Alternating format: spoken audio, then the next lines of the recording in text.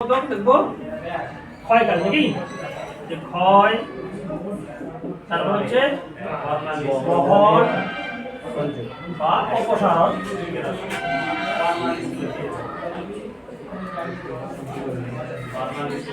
এই লাস্টে সঞ্চয় নাকি। এই তিনটা আমরা কাজ দেখবো বায়ু, যেরকম নদী দেখেছিলাম ক্ষয় বহন সঞ্চয়, তো সেম আমরা বায়ু দেখবো ক্ষয় বহন সঞ্চয়। তো সাধারণত আগে ক্ষয় না করলে তো বহন করতে পারবো কি না, আগে আমাকে কাজ করতে হবে, তারপর আমি সেটাকে নিয়ে যেতে পারবো, নিয়ে যেতে পারলে আর কোথাও সঞ্চয় করতে পারবো। তো সাধারণত এই বায়ুর কাজ আমরা দেখতে পাবো যে মরু অঞ্চলে দেখা যায়।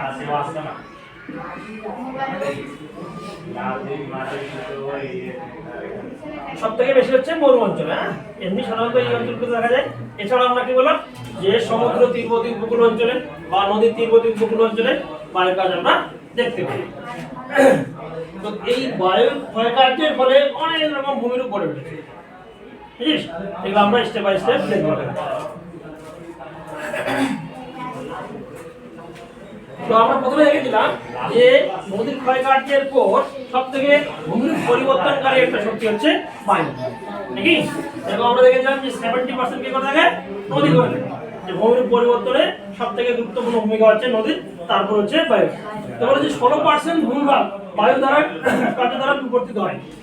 বুঝিস, এই পৃথিবীতে যে ভূমিরূপ উঁচু নিচু করে সমতল করার কাজে বায়ুর ভূমিকা একটা গুরুত্বপূর্ণ। 16% কি করে থাকে, বায়ু করে থাকে। বলে যে বায়ু কার্যের প্রাধান্য যে অঞ্চল কোথায় কোথায়, পৃথিবীর মরু বা মরুপ্রায় বা সমুদ্র উপকূল বায়ু কার্যের অঞ্চল হলো মরু অঞ্চলেই বায়ু কার্যের মুখ্য অঞ্চল। তো আমরা প্রথমেই বললাম যে মরু অঞ্চল হচ্ছে সব থেকে বায়ু কার্যের জন্য ইম্পর্টেন্ট জায়গা। এছাড়াও আমরা বললাম যেরকম দেখি তিব্বতের গভীর মরুভূমি বা গভীর মরুভূমি ভালো কি করেছে, উড়ে গিয়ে যে চীনের হংহ নদীর উপত্যকায় লয়ের সমভূমি গড়ে উঠেছে। এটা আমরা কি করেছে, তাহলে এক কথায় কোনো জায়গায় যখন সঞ্চয় হয়, নিচু জায়গায় সঞ্চয় হয় কি, নিচু জায়গায় সঞ্চয় কাজ কি হবে, নিচু জায়গায়। তো নিচু জায়গায় যখন ভরাট হয়ে যাবে, তারপর কি হবে, ওই জায়গাটা যখন পরিপূর্ণ হয়ে যাবে, আবার কিছু দিন পর বা কিছু কাল পর সেই জায়গা থেকে আবার ক্ষয়কাজ শুরু হয়ে যাবে। তো উষ্ণ মরুভূমিতে বায়ুর কাজের প্রাধান্য দেখা যায়। পৃথিবীর উল্লেখযোগ্য ক্রান্তীয় উষ্ণ মরুভূমি হলো আফ্রিকার উত্তরে সাহারা পৃথিবীর বৃহত্তম মরুভূমি, দক্ষিণে কালাহারি এবং নাবিক, এশিয়া আরব ও থর মরুভূমি, উত্তর আমেরিকার হচ্ছে সোরেনার আর হচ্ছে মাজাবে, দক্ষিণ আমেরিকা হচ্ছে আটাকামা আর সেচুরা, এবং ওশেনিয়া বৃহত্তম অস্ট্রেলীয় মরুভূমি। এইগুলো হচ্ছে সব থেকে যে মরু অঞ্চল। এই সকল অঞ্চলে ক্ষয়কাজ হবে নাকি, সাধারণত এই অঞ্চলেই ক্ষয়কাজ হবে। এক কথায় যে সকল অঞ্চলে বৃষ্টিপাতের পরিমাণ কম, বুঝিস, যে অনাবৃষ্টি, সেখানেই সাধারণত এই আমরা বায়ুর ক্ষয়কাজ দেখতে পাবো। বৃষ্টি বহুল অঞ্চলে তো কি হবে, নদী দ্বারা ক্ষয় হবে বা জল দ্বারা ক্ষয় প্রভাবিত হবো। কিন্তু যে বৃষ্টি বহুল অঞ্চল যেগুলো নয়, সেই অঞ্চলগুলো দেখতে পাবো সাধারণত এই বায়ু কাজ দ্বারা ক্ষয়ের পরিমাণ।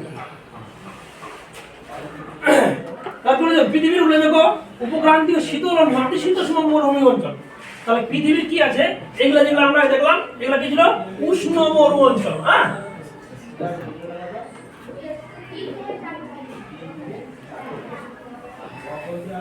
তাহলে আমরা এবার দেখবো যে কিছু কিছু শীতল মরু অঞ্চল আছে, যে শীতল মরু অঞ্চল থেকে বায়ুর আবার ক্ষয়কাজ আমরা লক্ষ্য করতে পারবো।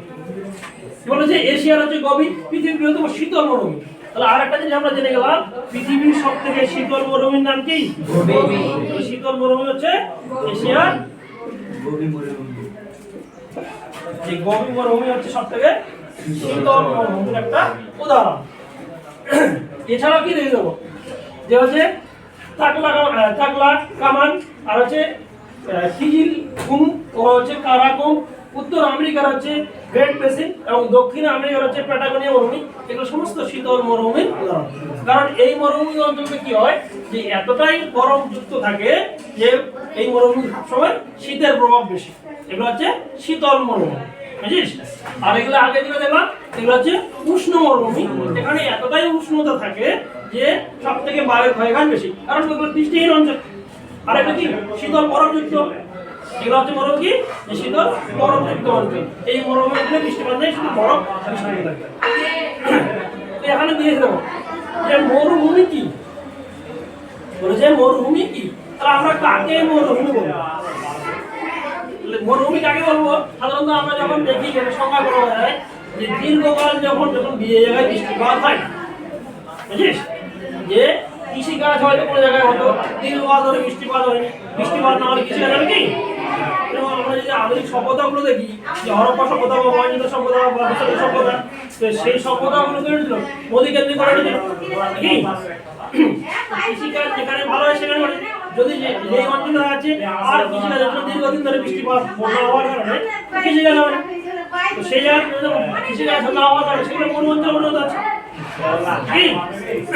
তো মরুভূমি যখন থেকে বিশ্ব উষ্ণায়ন করে মরুভূমির পরিবর্তন দেখা যাচ্ছে যে কিছু কিছু মরু অঞ্চল এখন বৃষ্টিপাত হচ্ছে, আবার কিছু কিছু যে বৃষ্টিবহুল অঞ্চল ছিল সেখানে বৃষ্টিপাত কমে গিয়ে এখন মরুপ্রায় ভূমিতে পরিণত হচ্ছে, বুঝিস?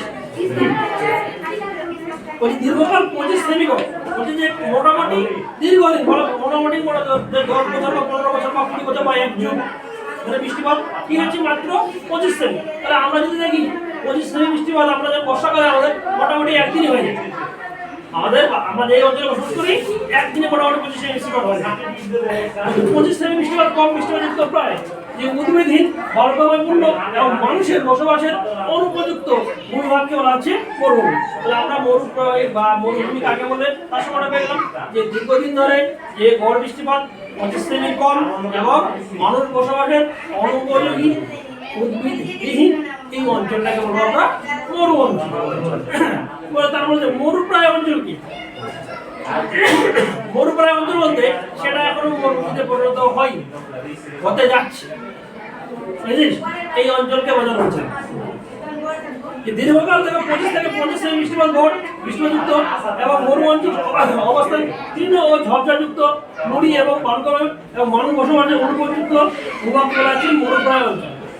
সেই অঞ্চলটাতে ধরা যাচ্ছে যে গড় বৃষ্টিপাত যে 25 থেকে 50 সেমির মতো হয় এবং দীর্ঘকাল ধরে এরকম চলছে, কি হচ্ছে ওখান থেকে পলায়ন করছে। যে জায়গায় বসবাস করছিল যে ওখানে উপযুক্ত বৃষ্টিপাত না হওয়ার কারণে, কৃষিকাজ না হওয়ার কারণে এবং ওখান থেকে হচ্ছে পলায়ন করে অন্য কোথাও চলে যাচ্ছে। তাহলে এটা কি মরুপ্রায় অঞ্চলে পরিণত হতে যাচ্ছে।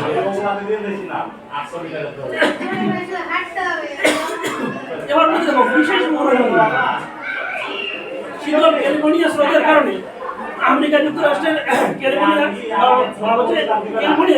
মোজাবে মরুভূমি শীত উপত্যকা পৃথিবীর উষ্ণতা প্রায় যে 57.7 ডিগ্রি সেলসিয়াস।